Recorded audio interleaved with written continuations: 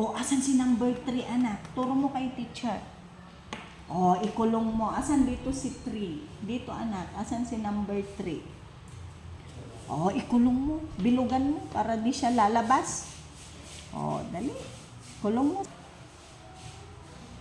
Okay, next. Sandali, anak. Kulayan natin yung isang zipper.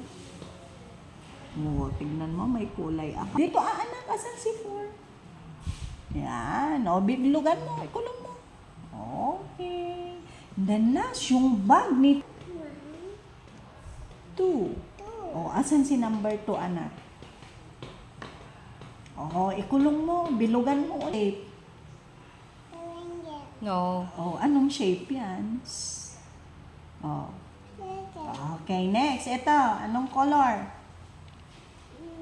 Red. Red. Anong pangalan niya, anak?